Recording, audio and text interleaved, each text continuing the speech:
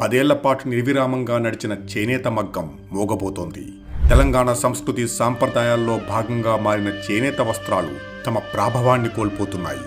రాష్ట్రానికే కాదు దేశానికే గుర్తింపు తెచ్చిన గద్వాల్, పోచంపల్లి, ఇక్కట్, నారాయణపేట్, పుట్టపాక చేనేత వస్త్ర రంగం వెలవెలబోతోంది. గత 10 ఏళ్ల కేసీఆర్ పాలనలో చేనేత రంగం వికసించింది. రాష్ట్రంలో 21,300 చేనేత మగ్గాలు ఉండగా 50,000 మందికి పైగా ఈ రంగం ద్వారా ఉపాధి పొందుతున్నారు. కేసీఆర్ పాలనలో నేతన్న చేయూత ద్వారా 36,000 మంది నేతన్నలకు 150 కోట్లు సాయం అందించారు. చేనేత మిత్ర పథకం ద్వారా 20,500 మంది నేతన్నలు లబ్ధి పొందారు. నేతన్న బీమా పథకం ద్వారా 36,000 మంది చేనేత కార్మికులు భరోసా పొందారు. వీటికి తోడు నేతన్నలకు 10,000 రూపాయల రుణమాఫీ చేసింది బీఆర్ఎస్ ప్రభుత్వం. తమ ప్రభుత్వంలో చేనేత వస్త్రాలను ప్రోత్సహిస్తూ కేటీఆర్ ప్రతి సోమవారం చేనేత వస్త్రాలు ధరించడంతో పాటు ప్రభుత్వ అధికారులు చేనేత వస్త్రాలు ధరించాలని కోరారు. దేశ విదేశీ ప్రతినిధులకు చేనేత వస్త్రాలను బహుమతిగా ఇచ్చారు. బతుకమ్మ చీరలు, స్కూల్ యూనిఫామ్స్, కేసీఆర్ కిట్ చీరలు వంటి ప్రభుత్వ అవసరాలను చేనేత రంగానికి ఆర్డర్ చేసి ప్రతి ఏడు 500 కోట్ల రూపాయల వ్యాపారాన్ని చేనేత రంగానికి మళ్లించింది బీఆర్ఎస్ ప్రభుత్వం. కానీ ఈరోజు చేనేత రంగం విలవిలలాడుతోంది. ప్రతి ఏడు స్కూల్ యూనిఫామ్స్ కోసం 2 కోట్ల మీటర్ల వస్త్రం ఆర్డర్ చేస్తుండగా ప్రస్తుత కాంగ్రెస్ ప్రభుత్వం కేవలం 25 లక్షల మీటర్ల వస్త్రానికి మాత్రమే ఆర్డర్ ఇవ్వడం ద్వారా చేనేత కార్మికుల జీవితాల మీద తీరని దెబ్బ కొట్టింది. 70 కోట్ల విలువైన చేనేత నిల్వలు ఇప్పటికే ఉండగా ఆర్డర్స్ లేక నష్టానికి అమ్ముకోవాల్సిన పరిస్థితి కల్పించింది. 275 కోట్ల పెండింగ్ బిల్లులను నిలిపివేయటంతో చేనేత మగ్గాలు మూతపడే పరిస్థితి నెలకొంది. ఈ పరిస్థితి గమనించిన కేటీఆర్ నేతన్నలను ఆదుకోవాలని, ప్రభుత్వ సంక్షేమ పథకాలను కొనసాగించాలని కాంగ్రెస్ ప్రభుత్వానికి పలుమార్లు విజ్ఞప్తి చేసినా ఫలితం లేదు. ప్రభుత్వ సాయం ద్వారా తమ మగ్గాలను నడిపించాలనుకుంటున్న నేతన్నకు ఎటువంటి హామీ ప్రభుత్వం నుండి అందడం లేదు.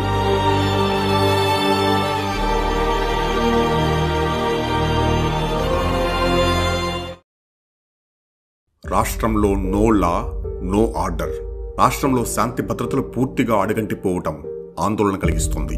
మియాపూర్లో ప్రభుత్వ భూమిలో మహిళలు గుడిసెలు వేసేందుకు ప్రయత్నించగా అధికారులు అడ్డుకున్న ఘటన తీవ్ర ఉద్రిక్తలకు దారితీసింది. జనం పోలీసుల మీద, ప్రభుత్వ అధికారుల మీద దాడికి తెగబడ్డారు. కాంగ్రెస్ ప్రభుత్వం వస్తే తెలంగాణలో శాంతి భద్రతలు ఉండవు అని ఎన్నికలకు ముందు కేటీఆర్ చేసిన ప్రకటన అక్షర సత్యంగా ఇప్పుడు కళ్ల ముందు కనిపిస్తోంది. రాష్ట్రంలో పరిస్థితి నో లా, నో ఆర్డర్ అన్నట్లు తయారైంది. గత 10 ఏళ్ల బీఆర్ఎస్ పాలనలో ఎప్పుడైనా ఇలాంటి నాన్సెన్స్ మీరు చూసారా? 10 ఏళ్ల పాటు శాంతి భద్రతలకు చిరునామాగా మారిన తెలంగాణ రాష్ట్రంలో హింస ఇప్పుడు నిత్యకృత్యంగా మారిపోయింది. ఎన్నికలకు ముందు దుబ్బాక బీఆర్ఎస్ అభ్యర్థి కొత్త ప్రభాకర్ రెడ్డిపై కాంగ్రెస్ కార్యకర్త కత్తిదాడితో మొదలైన కాంగ్రెస్ రాజకీయ హింస ఇప్పటికీ కొనసాగుతూనే ఉంది. ఒళ్ళు గగ్గురు పొడిచే హత్యలు, అత్యాచారాలు నిత్యకృత్యమయ్యాయి.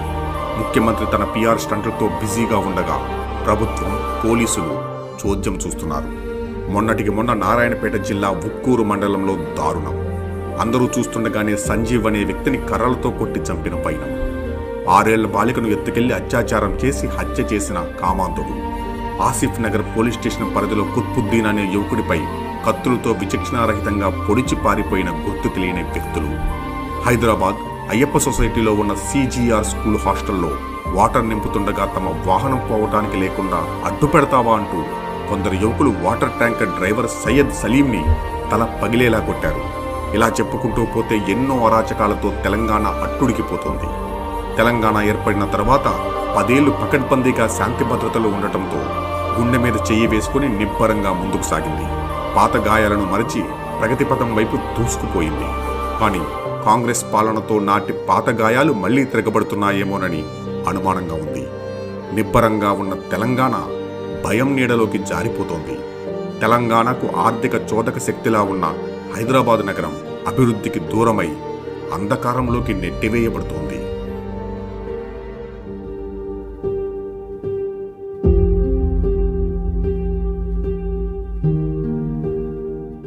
పదేళ్ల పాటు నిర్విరామంగా నడిచిన చేనేత మగ్గం మోగబోతోంది. తెలంగాణ సంస్కృతి సాంప్రదాయాల్లో భాగంగా మారిన చేనేత వస్త్రాలు తమ ప్రాభవాన్ని కోల్పోతున్నాయి.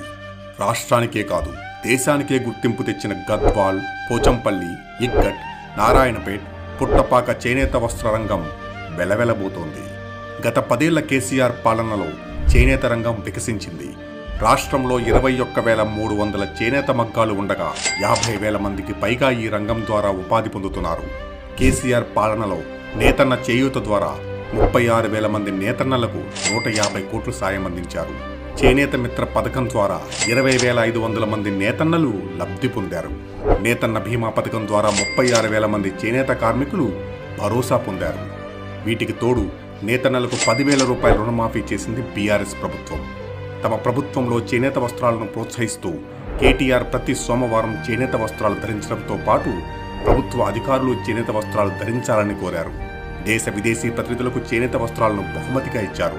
బతుకమ్మ చీరలు, స్కూల్ యూనిఫామ్స్, కేసీఆర్ కిట్ చీరలు వంటి ప్రభుత్వ అవసరాలను చేనేత రంగానికి ఆర్డర్ చేసి ప్రతి ఏడు 500 కోట్ల రూపాయల వ్యాపారాన్ని చేనేత రంగానికి మళ్లించింది బీఆర్ఎస్ ప్రభుత్వం. కానీ ఈరోజు చేనేత రంగం విలవిలలాడుతోంది.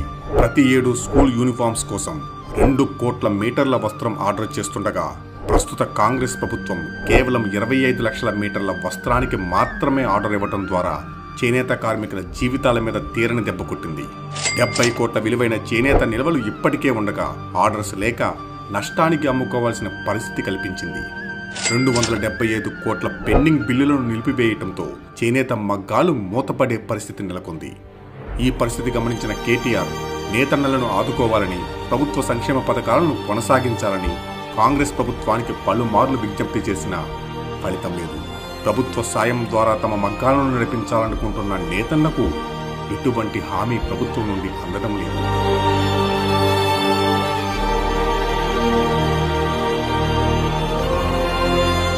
పదేళ్ల పాటు నిర్విరామంగా నడిచిన చేనేత మగ్గం మోగబోతోంది. తెలంగాణ సంస్కృతి సాంప్రదాయాల్లో భాగంగా మారిన చేనేత వస్త్రాలు తమ ప్రాభవాన్ని కోల్పోతున్నాయి. రాష్ట్రానికే కాదు దేశానికే గుర్తింపు తెచ్చిన గద్వాల్, పోచంపల్లి, ఇగ్గట్, నారాయణపేట్, పుట్టపాక చేనేత వస్త్ర రంగం వెలవెలబోతోంది. గత 10 ఏళ్ల కేసీఆర్ పాలనలో చేనేత రంగం వికసించింది. రాష్ట్రంలో 21,300 చేనేత మగ్గాలు ఉండగా 50,000 మందికి పైగా ఈ రంగం ద్వారా ఉపాధి పొందుతున్నారు. కేసీఆర్ పాలనలో నేతన్న చేయూత ద్వారా 36,000 మంది నేతన్నలకు 150 కోట్లు సాయం అందించారు. చేనేత మిత్ర పథకం ద్వారా 20,500 మంది నేతన్నలు లబ్ధి పొందారు. నేతన్న బీమా పథకం ద్వారా 36,000 మంది చేనేత కార్మికులు భరోసా పొందారు. వీటికి తోడు నేతన్నలకు 10,000 రూపాయల రుణమాఫీ చేసింది బీఆర్ఎస్ ప్రభుత్వం. తమ ప్రభుత్వంలో చేనేత వస్త్రాలను ప్రోత్సహిస్తూ కేటీఆర్ ప్రతి సోమవారం చేనేత వస్త్రాలు ధరించడంతో పాటు ప్రభుత్వ అధికారులు చేనేత వస్త్రాలు ధరించాలని కోరారు. దేశ విదేశీ ప్రతినిధులకు చేనేత వస్త్రాలను బహుమతిగా ఇచ్చారు. బతుకమ్మ చీరలు, స్కూల్ యూనిఫామ్స్, కేసీఆర్ కిట్ చీరలు వంటి ప్రభుత్వ అవసరాలను చేనేత రంగానికి ఆర్డర్ చేసి ప్రతి ఏడు 500 కోట్ల రూపాయల వ్యాపారాన్ని చేనేత రంగానికి మళ్లించింది బీఆర్ఎస్ ప్రభుత్వం. కానీ ఈరోజు చేనేత రంగం విలవిలలాడుతోంది. ప్రతి ఏడు స్కూల్ యూనిఫామ్స్ కోసం 2 కోట్ల మీటర్ల వస్త్రం ఆర్డర్ చేస్తుండగా ప్రస్తుత కాంగ్రెస్ ప్రభుత్వం కేవలం 25 లక్షల మీటర్ల వస్త్రానికి మాత్రమే ఆర్డర్ ఇవ్వడం ద్వారా చేనేత కార్మికుల జీవితాల మీద తీరని దెబ్బ కొట్టింది. 70 కోట్ల విలువైన చేనేత నిల్వలు ఇప్పటికే ఉండగా ఆర్డర్స్ లేక నష్టానికి అమ్ముకోవాల్సిన పరిస్థితి కల్పించింది. 275 కోట్ల పెండింగ్ బిల్లులను నిలిపివేయటంతో చేనేత మగ్గాలు మూతపడే పరిస్థితి నెలకొంది. ఈ పరిస్థితి గమనించిన కేటీఆర్ నేతన్నలను ఆదుకోవాలని, ప్రభుత్వ సంక్షేమ పథకాలను కొనసాగించాలని కాంగ్రెస్ ప్రభుత్వానికి పలుమార్లు విజ్ఞప్తి చేసినా ఫలితం లేదు. ప్రభుత్వ సాయం ద్వారా తమ మగ్గాలను నడిపించాలనుకుంటున్న నేతన్నకు ఎటువంటి హామీ ప్రభుత్వం నుండి అందడం లేదు.